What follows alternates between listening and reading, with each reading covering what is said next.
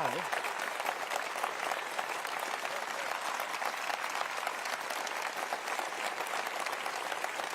Thank you, Angie.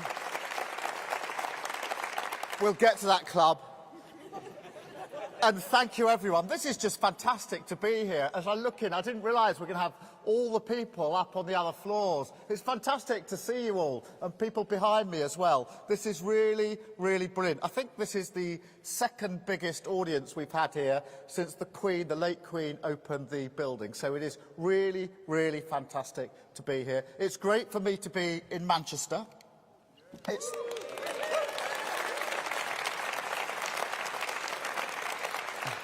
I have to confess, it is the first time I've been here since a particular football game last week. So I'm going to pass the usual Arsenal jokes today. Let's just say, Lucy, the fight goes on. And actually, that we can learn something from Arsenal and from Man City. Bear with me.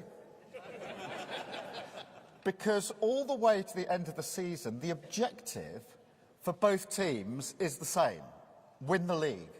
A goal that can be achieved only by teamwork, excellence, a blend of skills, different people pulling together on and off the pitch, contributions big and small. Tactics may change, Lucy, but the pursuit is single-minded. And the focus, the ambition, the mission, that never changes. Don't worry, I'm not going to turn up to Parliament in a tracksuit, but I do believe Britain needs a clearer sense of purpose, and that the way we run our country can be more like a brilliant sports team pursuing victory, that government can be driven forward by clear, focused objectives, and that this approach is vital for Britain to get its confidence, its hope and its future back.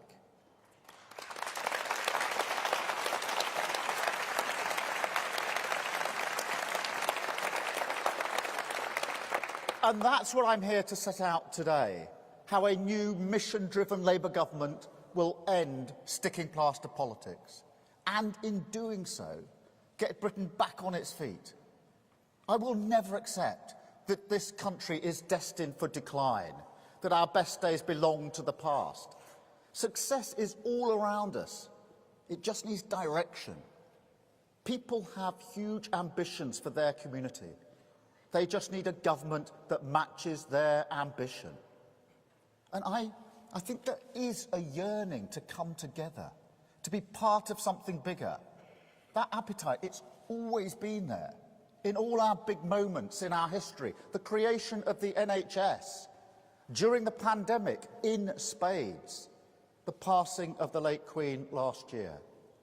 A pride and a purpose that we have to unlock to drive our country forward towards a better future. Now,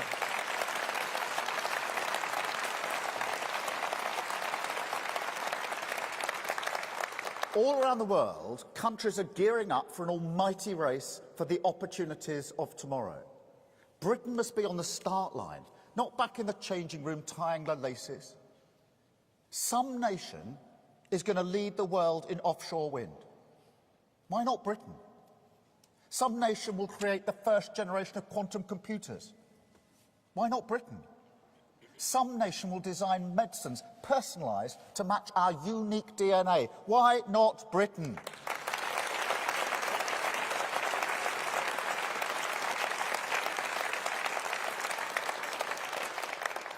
Why not? Because sticking plaster politics holds us back. Pick any of the current problems: energy security, productivity, immigration. We could be here all day. But it wouldn't matter. The pattern is always the same. Distracted by the short-term obsessions that fixate Westminster, held back by a cynicism which uses low trust in politics as an excuse to narrow our ambitions, blinkered to the potential of an active government setting the direction, we lurch from crisis to crisis, always reacting, always behind the curve. A sticking plaster, never a cure.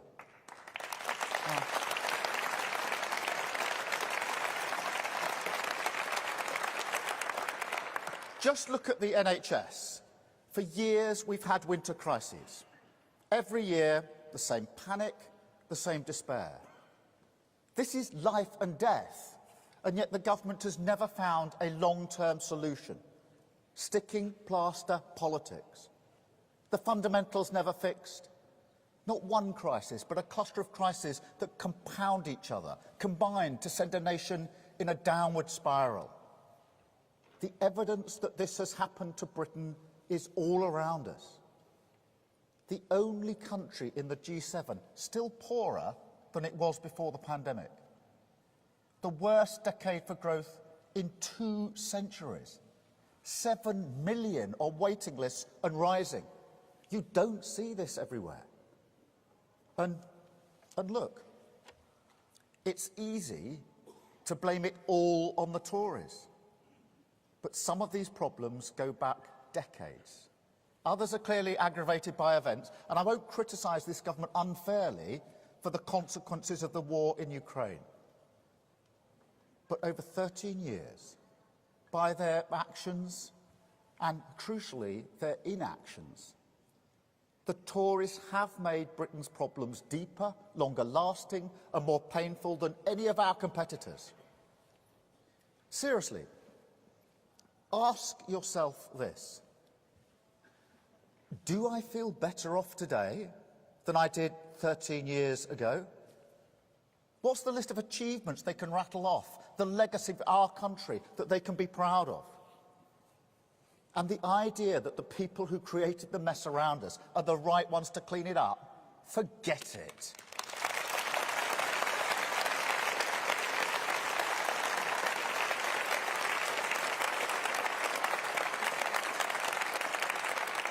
They're devoid of ideas, they're clapped out, they're divided, too weak to challenge the vested interest in their party, which hold Britain back. Too closed in on themselves to think big for our country. Britain needs leadership with ambition, belief in the possibilities of the future, hunger to take on the big challenges. This is the case for change. A new government and a new way of governing. Britain needs both.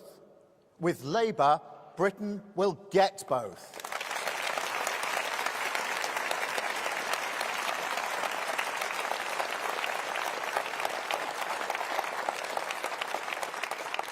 And that's what today is about. A Britain that gets its future back. And I'll tell you how. We're going to transform the way Britain does its business from top to bottom. We'll modernise central government so it becomes dynamic, agile, strong, and above all, focused. More open to expertise, to partnership with business, unions, communities and civil society. Mission-driven government.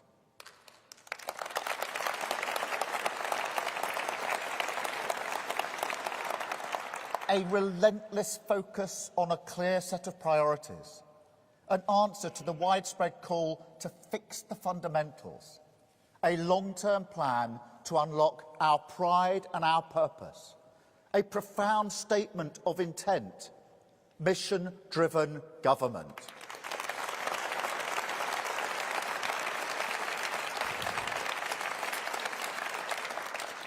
In some ways, it's a simple idea. Every business around the world, every organisation has a strategy. A nation needs one too. A plan, a framework, a compass that act as a guide for everything we do. Making clear what is mission critical for my government and what isn't. A clarity that will ruffle feathers across Whitehall and beyond. But one that is necessary. Necessary to build Britain's long-term strength. Necessary to galvanise action for change across the country.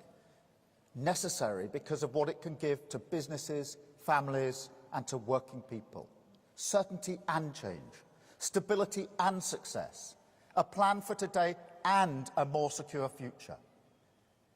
And from this, something even more precious. A Britain once again on the front foot. With a sense of hope, of possibility, of ambition. A Britain that gets its future back.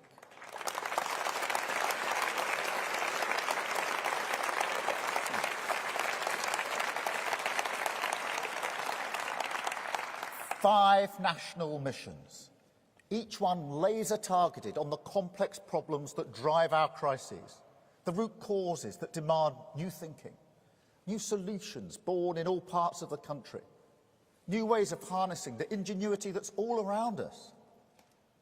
Each mission will come with clear, measurable outcomes, ambitions that won't be overtaken by the future, that raise our sights and, at first glance, seem too bold, invite a sharp intake of breath, a question: can this really be done? And then, when the doubts begin to subside, a new emotion and a new determination. Why not Britain?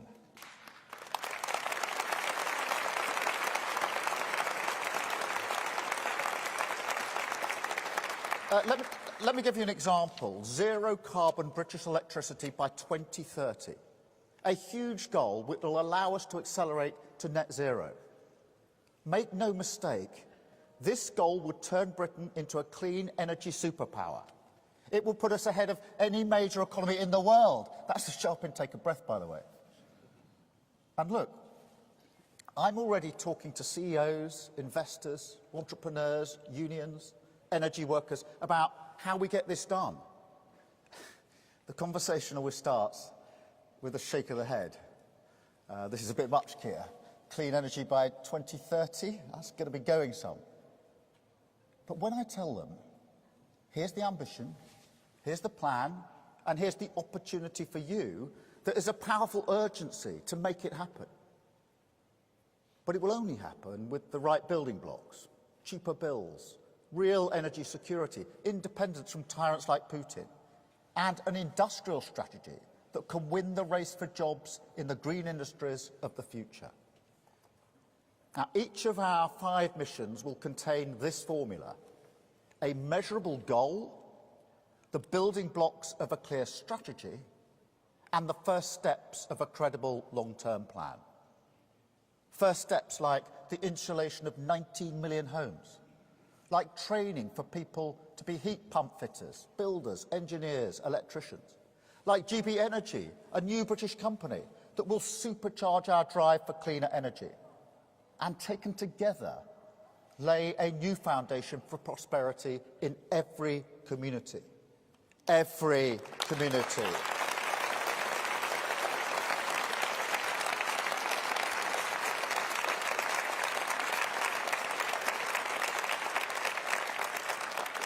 Now, today, I want to focus on Labour's mission for the British economy, because no mission is more important to the future of our country.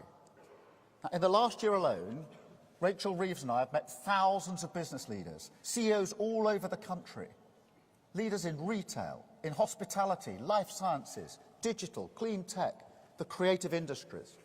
We've met workers on the shop floor and those suffering profoundly from the cost of living crisis right across Britain. And through all of this, what we need has become crystal clear: growth. Economic growth is the oxygen for our ambitions, the lifeblood of a strong society and a successful economy. Higher living standards, better public services, more hope and opportunity. Without strong growth, these are just empty slogans. And let me spell it out. If growth over the last 13 years had been as strong as under the last Labour government, we would have £40 billion extra to spend on schools and the NHS without a single extra penny in tax.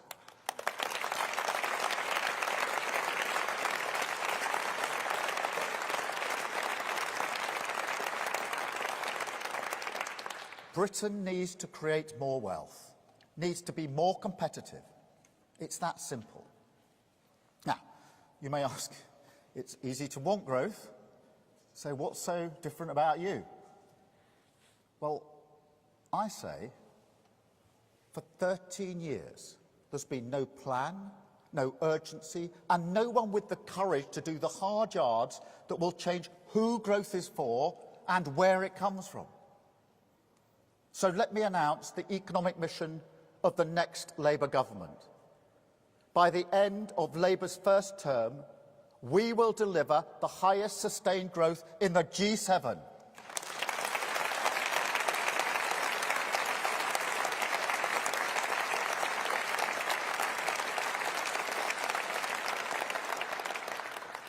Note that word, sustained. This isn't growth on a graph. This isn't going to be gamed by clever statistics. This is going to be growth that makes people better off, higher living standards. I want more growth in London. Of course I do. But I'm not interested in a model of growth where London races ahead and the rest of the country stagnates. Nor will I be satisfied if our growth depends on creating jobs that are low-paid and insecure.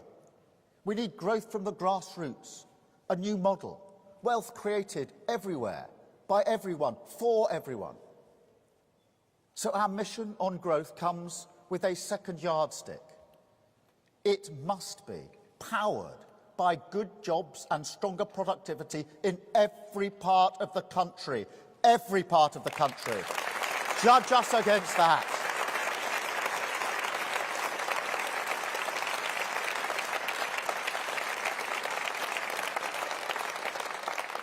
But judge us on our plan. Over the last 3 years, we put the building blocks in place. And we have those first steps, necessary but not sufficient, which can tackle the immediate problems. So when we say growth demands we unlock the potential of every worker, that we'll get Britain back to work and thriving once it gets there, we can say the first steps are reforming apprenticeships, a modern childcare system, and a new deal for working people that will make work pay.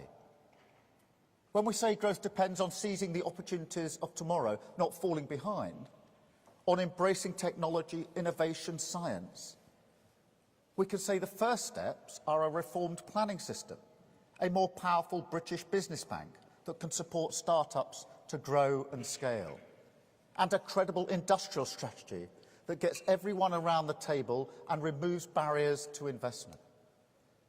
When we say growth needs an economy that is resilient to global shocks and open to global trade, that means we will use levers like procurement to build up those supply chains that are critical for our security.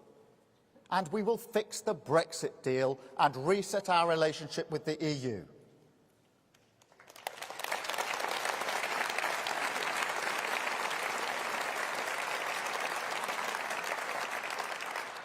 And when we say growth must now be built on the contribution of every community, every region, every nation, that means we'll give communities the right powers for robust private sector growth, to control their economic destiny, stand on their own feet, and put those powers in our Take Back Control bill.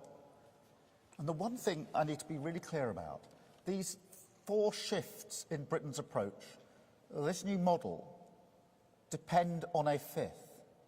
From chaos to certainty, the rock of economic stability, where policies are always fully costed, fiscal rules are sound and followed rigorously, constraints accepted, institutions respected, not bypassed. And as a result, investors here and across the world have the confidence and the certainty that they need to get behind our missions.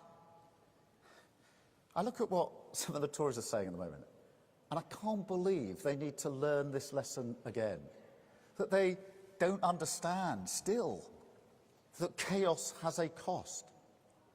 The noises off you hear from them, they're a primal scream, the last gasp of a party caught between a rock of stagnation and the hard place of its economic recklessness. The message to the British people is clear. Labour is the party of fair growth. Labour is the party of economic stability. Labour is the party of ambition. Now,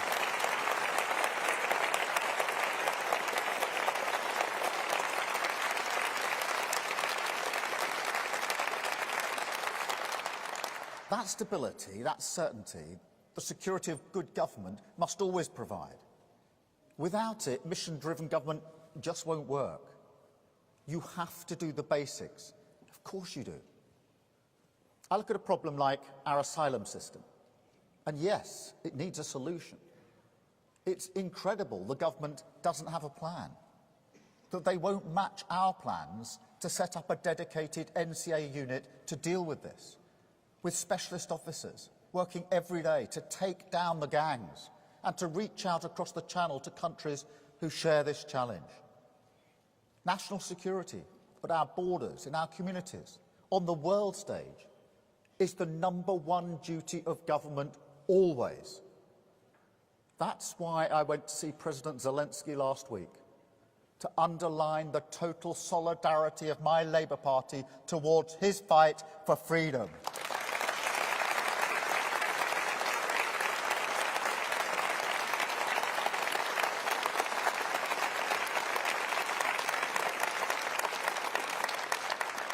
Mission-driven government is about what we do beyond that, how we restore our ambition, raise our sights above the quick fixes, the pandering to the noisy crowd, the short-termism that will only ever provide the sticking plaster.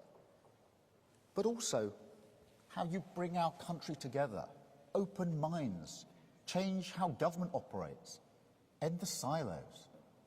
It's about creating the conditions for ambition to be realised, for pride to be harnessed, purpose to be unlocked. 5 national missions. Mission 1, secure the highest sustained growth in the G7, with good jobs, productivity growth in every part of the country, growth that makes everyone, not just a few, better off. Mission 2, build an NHS fit for the future by reforming health and care services to speed up treatment, harness life sciences and technology, reduce preventable illnesses, and cut health inequalities. Mission 3, make Britain's streets safe by reforming the police and criminal justice system, preventing crime early, tackling violence against women and girls, and stopping criminals getting away without punishment. Tough on crime, tough on the causes of crime. Now, you've heard that before, but it's right.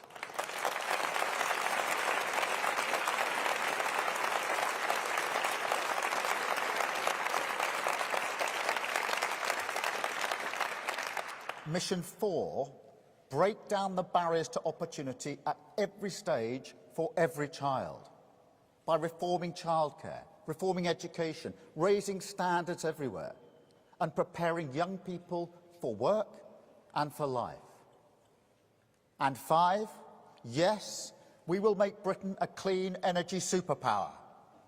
And these missions, these 5 missions, will form the backbone of the Labour manifesto, the pillars of the next Labour government. They will be measurable, so we can track progress and be held to account. Long-term, so we can look beyond the day-to-day, informed by experts and the public, so we can build a coalition for change. And each will support our drive for growth. Each will help us get our future back.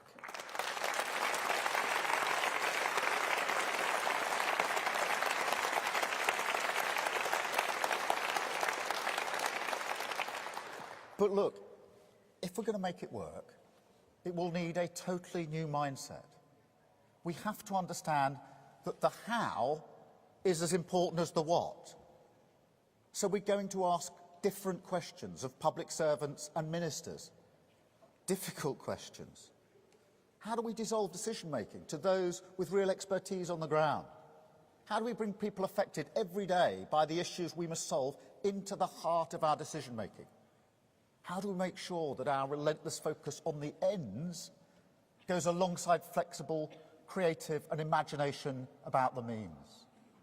How do we change incentives so that we embrace technology rather than be afraid of the risks that come with the new? And finally, one more question that draws on my experience running the Crown Prosecution Service.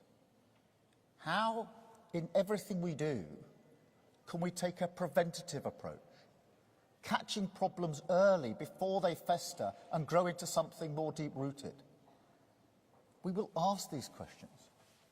Because I'm not interested in dancing around issues or mouthing off about them, but in bringing people together with purpose and intent.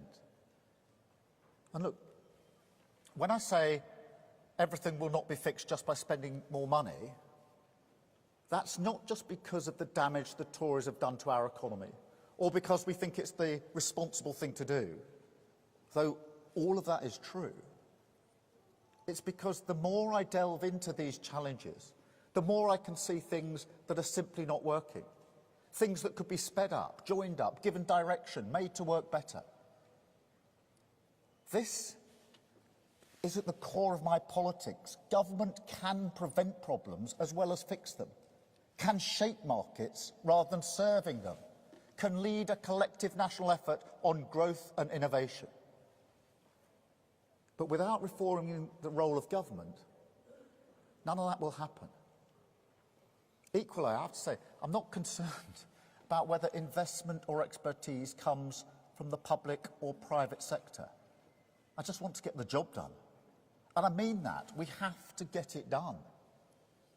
There is a massive role for the private sector in mission-driven government.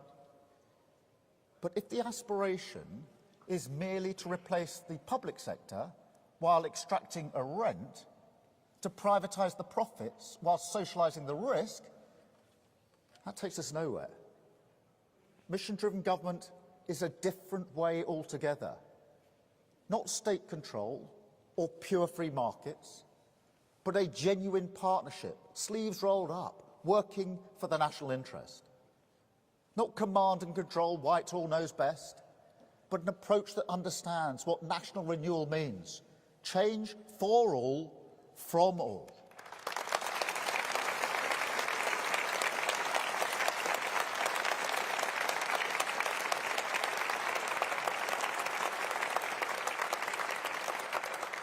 And that's the best thing about mission-driven government. You can't do it without people. You can't grow the economy without entrepreneurs creating new ideas. You can't make streets safe without communities looking out for one another. You can't make healthier lives without people changing their habits. Change can come from unlocking the pride and purpose of all of us. I grew up working class in a small town, and all my life I've seen potential thrown away. People who don't get the respect that they deserve, who feel invisible in their own country. I want a Britain where you don't have to change who you are just to get on. A country where success belongs to everyone and success comes from everyone. A future built by everyone, everywhere. That's what our missions are about. Change from the whole country. National renewal from a new national purpose.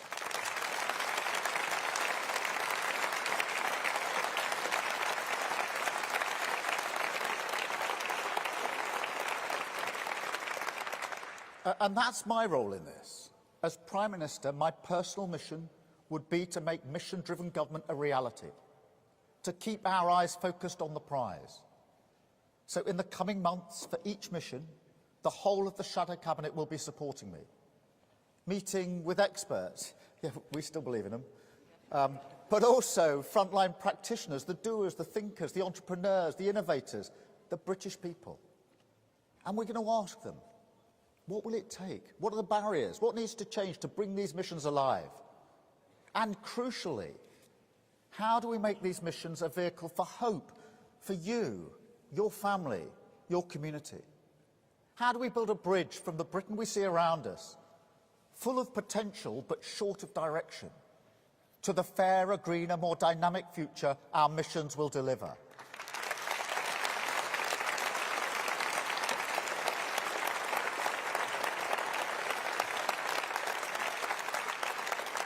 That's the defining work of my Labour government, and we will prepare for it now. There is no time to lose. I'm well aware that at a moment like this, it's hard to hope, harder still to convince people that they and politicians have a common cause. Of course it is. People have listened to politicians and pulled together before. They did it after the financial crash, when politicians made them pay for the mess caused by banks. They did it in the pandemic, while the government broke all the rules that they were following. They might even have done it after Brexit. But nobody in charge could find the words to ask. People are entitled to turn around and say, why should we trust you? But I say to them, the change you want, the Britain you want, the better future you want, we can walk towards it together.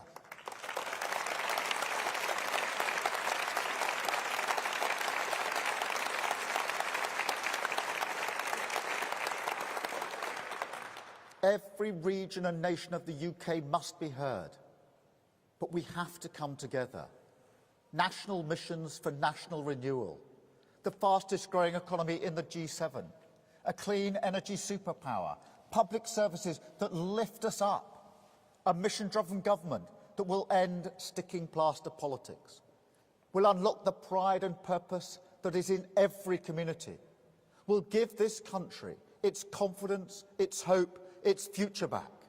Now is the time for us all to be part of something bigger and to say with one voice, why not Britain? Thank you. Thank you. Thank you. Thank you very much. Amazing.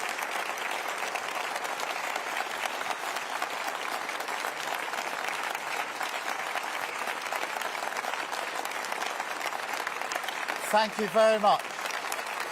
Thank you.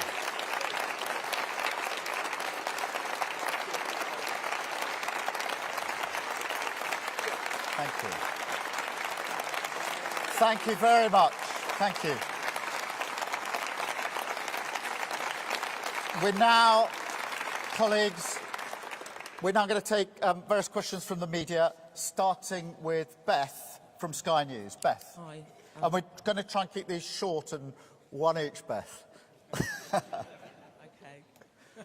Thank you. Keir Starmer, you're 28 points ahead in the polls reflecting voter dissatisfaction with the current government. People want their country to work. But can you honestly say that your blue sky thinking, rather than clear specific policies such as cutting working people's taxes or ensuring that they'll get a hospital appointment, is in any way relatable? Does this risk turning off, even angering people that you need to vote for you? And given that you've ditched policies such as scrapping tuition fees and nationalising energy companies, the policies that you won the Labour leadership on, why should anyone believe anything you say anyway? Thank you. Beth, look, thank you for that question. I mean, on this central question, we do tend to go round and round. You're quite right to say, look, what are you going to do about the NHS this winter? What are you going to do about energy bills this spring? And we have to answer that question. I accept that. And that's why we do have answers to those questions, why we were the first to lead on freezing energy bills. But the problem if we stop there with that sort of retail offer for the here and now is that we'll never fix the fundamentals.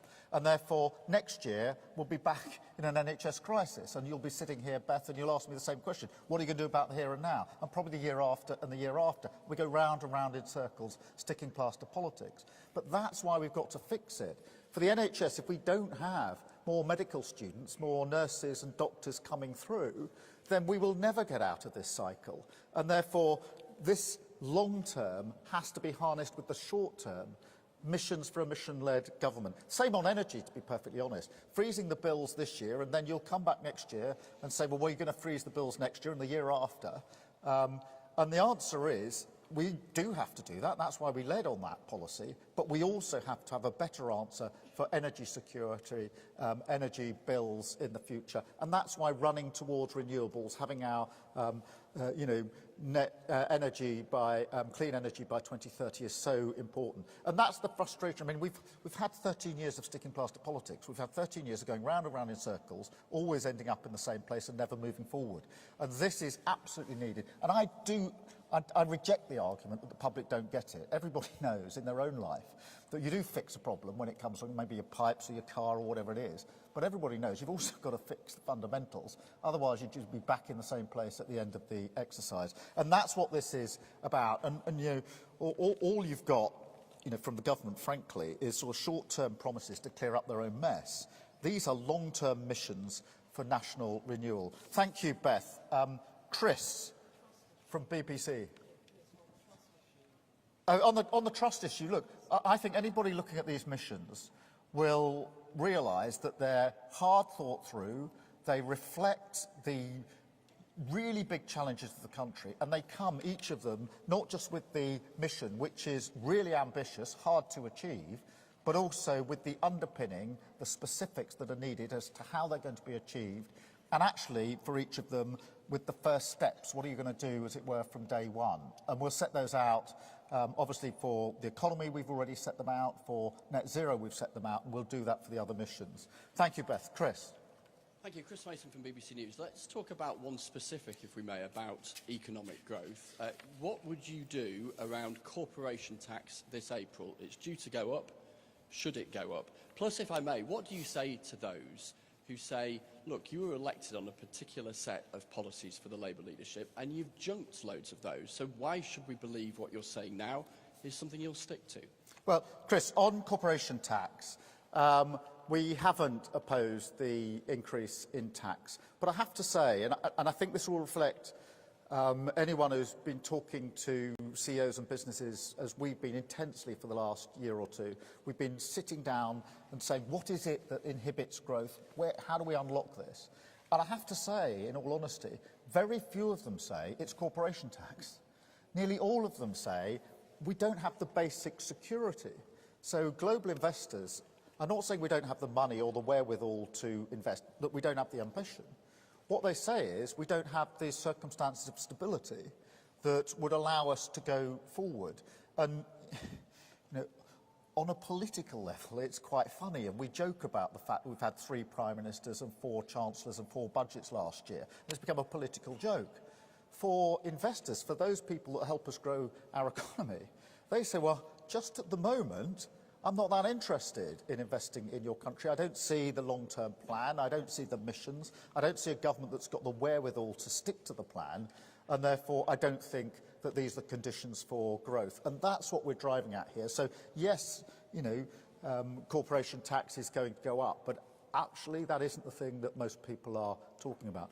On the programme, I mean, when I stood for leadership of the Labour Party, I ended every single hustings by saying everything you've heard today won't happen if we don't have a Labour government. And therefore, the single absolute mission has to be to get a Labour government. And that's the basis on which I was elected in. The vast majority of Labour members and supporters are 100% behind what we're doing. They really like these missions, and they want us to put them into action and to do what I promised when I stood as leader, which is to take our party from the worst general election defeat since 1935 into a Labour victory, into a Labour government. They desperately want that, because that's the whole point of the Labour Party, to form a Labour government to change lives. Thank you, Chris.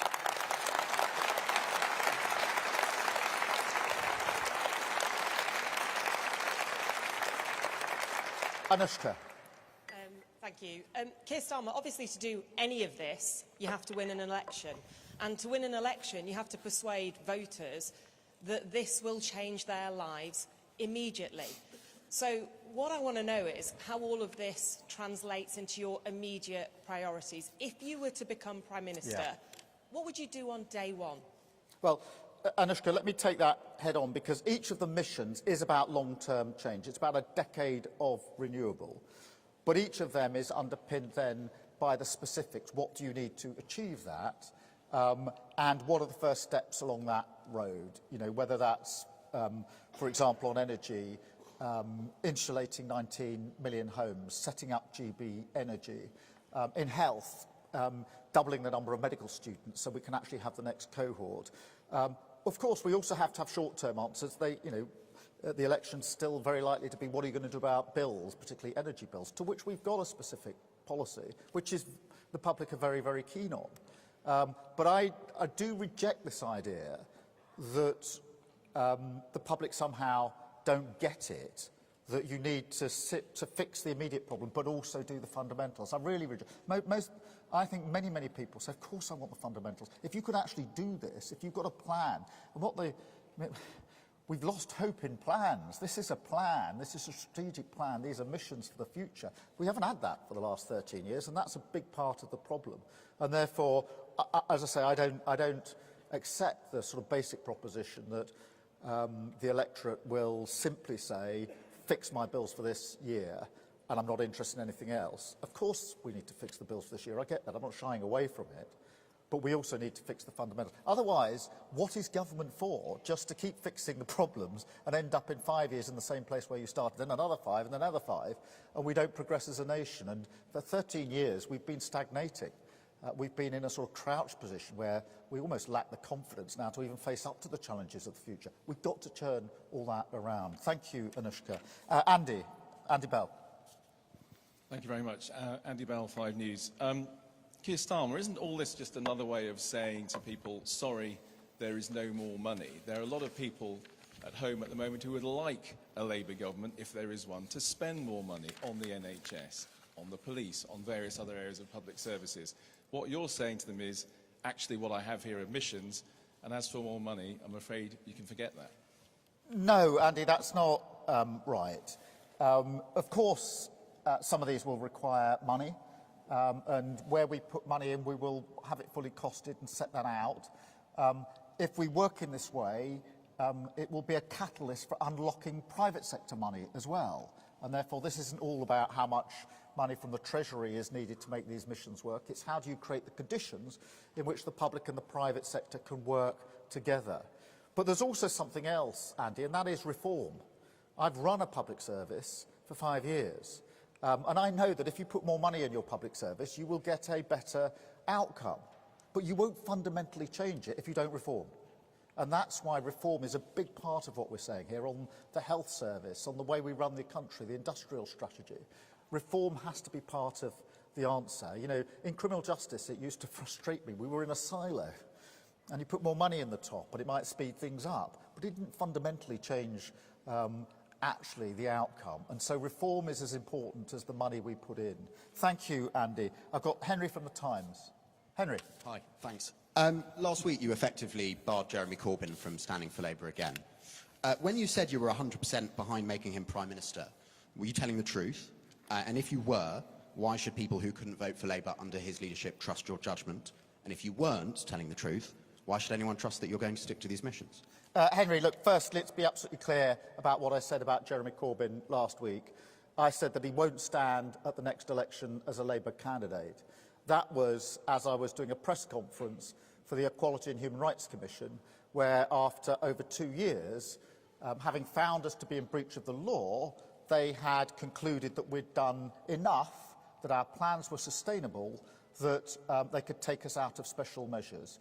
And I said that the Labour Party now is unrecognisable from the Labour Party of 2019.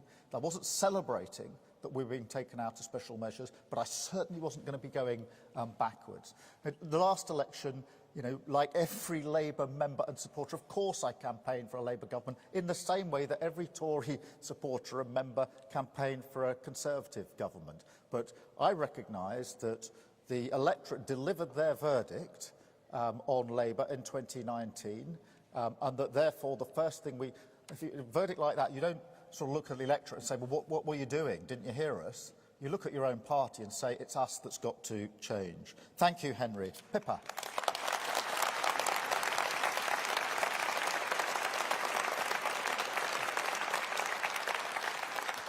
Hi, Pippa Carrera from The Guardian. Keir, you've said you want the highest sustained growth in the G7. Brexit has hit economic growth by billions of pounds since 2016. You said today you'd fix Brexit if you get into government, but exactly how? Pippa, firstly, I think we have to confront the fact that the lack of growth in our economy can't simply be put down to Brexit. We've had a problem with growth in our economy since 2010. And a lot of this predates Brexit, and therefore, if we get fixated that Brexit is the only issue when it comes to growth, I think we'll be making a big mistake. And I'm not pretending that we don't need to improve the deal we've got with the EU, but just to put it into context. Secondly, I'd say that for many, many investors, it's the stability that they are looking for, the non-trashing of the institutions, the idea that the Labour government will be a government of sound money. That's what's making the difference in the conversations that we are having. But I do think the Brexit deal needs to be improved. I think if you look at the deal we've got, it's obviously not working very well. It wasn't oven-baked, it wasn't even half-baked.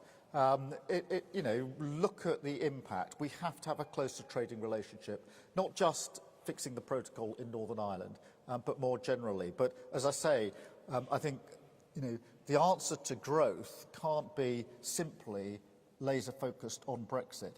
And what I said about growth, I just want to reinforce this, Pippa, is it has to be growth everywhere across the whole of the country. There is a model of growth that says you supercharge London and the South East, and I don't want London and the South East held back. But I don't want, my ambition for a Labour government is that you have London and the South East and then sort of redistribution for everywhere else. I think that is totally the wrong model. It is totally disrespectful. Our ambition is for growth in every single place across the United Kingdom, not just London and the South East, not just Manchester. I love the growth in Manchester, it's really good. But I want growth in every town around Manchester as well, and the same for every city across the country. Thank you, Pippa. Amy from the Telegraph. Hi, Amy Gibbons from The Telegraph. On the Shamima Begum case, you've said you support the courts blocking her return. So would Labour ensure that other former jihadists do not return as well? Look, national security has to come first. The court has looked at all of the material and come to a very firm conclusion, and I support what the court has done. But under a Labour government, national security will always come first, and that's why in my speech I said that, if you like, the missions sit in a basket of economic stability, of strong borders, but also of strong national security. Thank you very much. David from the Mail. Thank you. You just briefly mentioned the asylum system, but the issue of small boats crossing the Channel doesn't feature as one of your main 5 missions. By contrast, the PM's 5-point plan includes a very clear pledge to stop the boats. What's the thinking behind not making it one of your main missions, given that it's an important issue for voters? Yeah, David, thank you for that question. As I set out in my speech, absolutely fundamental. They are the fundamentals of good government. The mission's about what you do beyond that. But it's absolutely clear you need to have secure borders. And if you're going to have secure borders, you need to have a plan. And we've set out time and again what our plan is. The most important bits being actually getting the asylum system to work, processing the claims. When I first learned that of all the people that arrived by boat in 2021, only 4% have had their claims processed, I was really shocked, and I think anybody else would be really shocked. That's a broken system, broken by this government. But if you really want to do the fixing bit, then you do need a new unit within the NCA, extra officers to do the cross-border control. I worked, when I was Director of Public Prosecutions, we formed cross-border teams to deal with, you know, drugs being taken over borders, guns being taken over borders. Why can't we do the same in relation to the gangs that are driving those into desperate situations into those boats? So it's absolutely central. It's a given for me. We've already set out a plan for it. Frankly, if the government picked up our plan, we might make some progress. Thank you, David. Ashley from the Mirror. Hi, Ashley Calvin from the Mirror. Jeremy Corbyn said in his first planned speech outside number 10, the one that didn't happen, that he would have announced an end to homelessness in Britain and pledging to end rough sleeping within a week. Is that something you could commit to? And secondly, the team in front of you today, the Shadow Cabinet, can you rule out the Shadow Cabinet reshuffle before the next general election? Well, let's deal with the second. I don't know any leader of any political party that would stand on a platform like this and announce anything that could conceivably be construed to be the beginnings of a reshuffle. But look, on homelessness, of course we want to end homelessness, but you know, that isn't going to happen if we don't achieve these missions, if we don't get that sort of economic growth, if we don't fix our health service. We know that homelessness is bound up with mental health and young people in desperate place. So ending homelessness is, you know, a laudable aim. But what I'm in the business is of how are you going to do it? How do you have to fix the country to make sure that actually happens?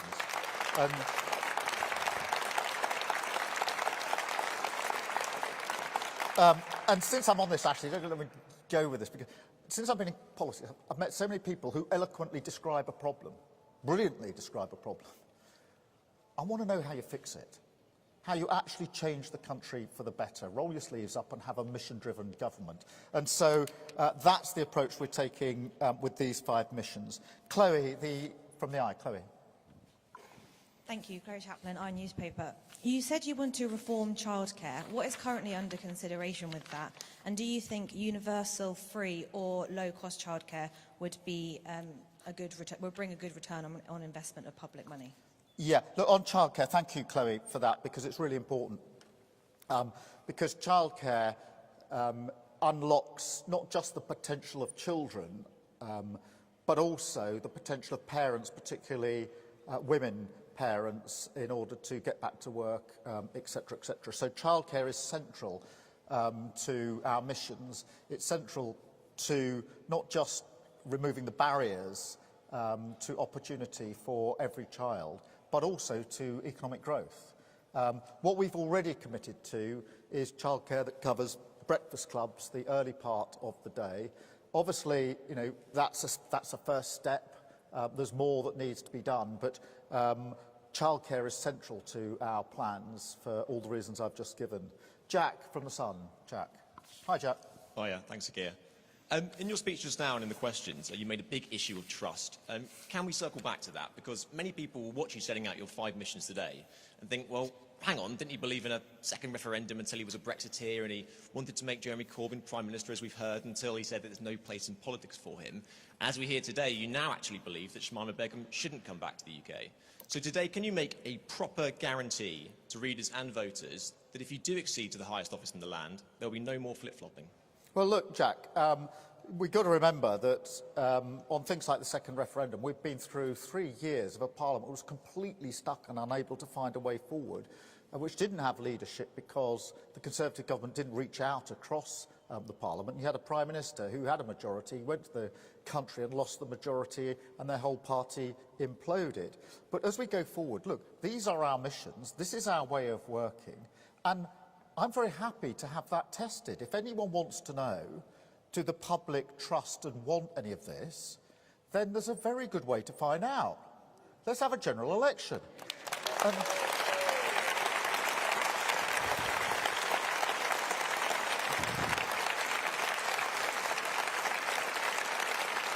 And Jack, I will put my 5 long-term missions for national renewal, a decade of national renewal, up against Rishi Sunak's 5 promises to clean up his own mess. And the public can decide which of those they want. Thank you, Jack. Jennifer from the FT. Hi, Jen Williams from the Jen. FT. Yeah.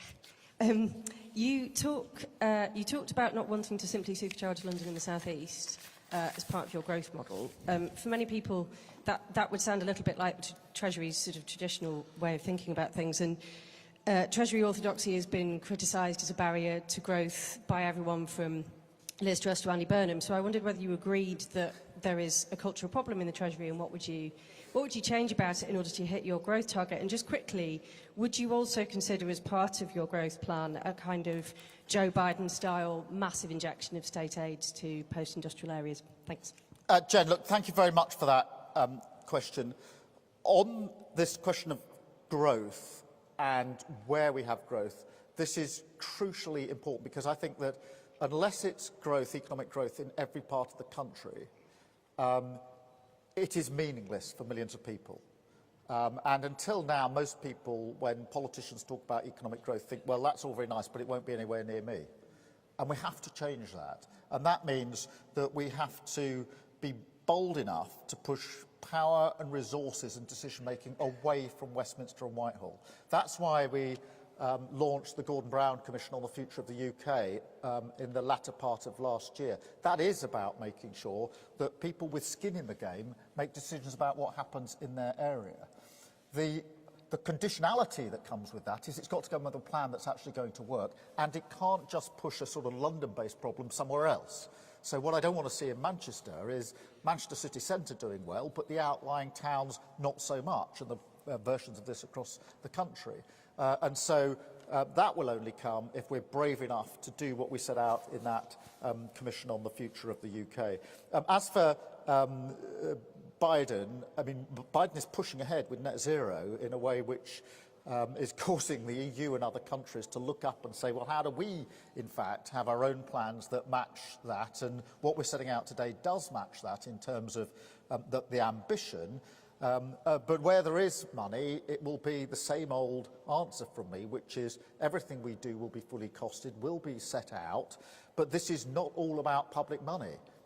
If we can't use these missions to unlock the private sector, then they won't work. But that's why we've already been talking to the private sector. I've already had hard discussions with CEOs across the world and in this country. What will it take? What do you want to see from a government that will actually unlock the potential of this country?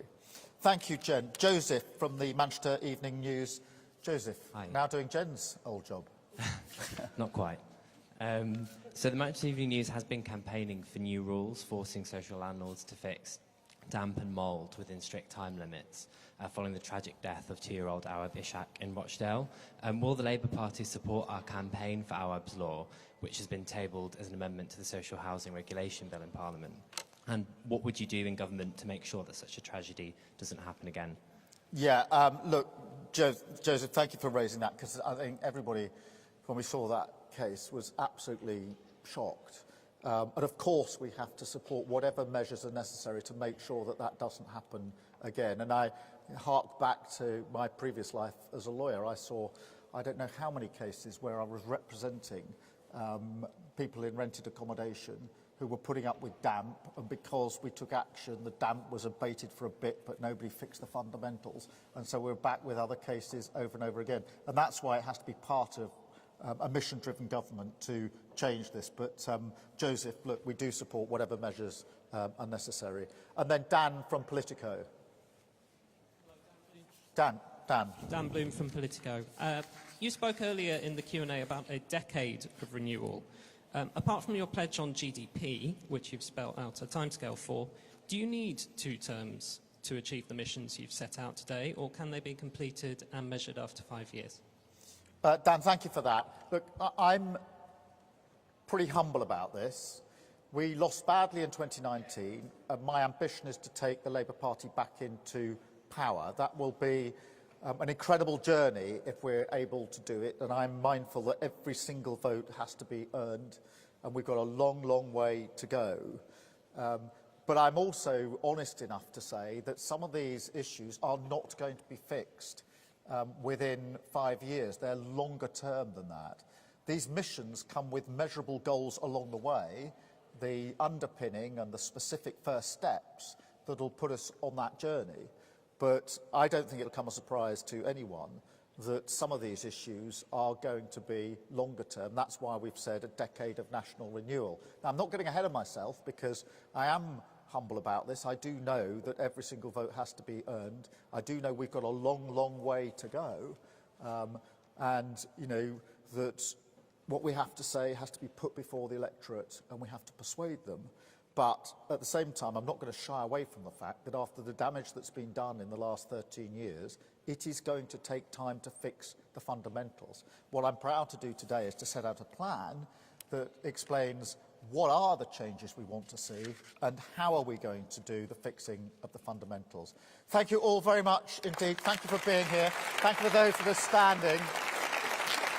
Thank you so much. Thank you. Thank you.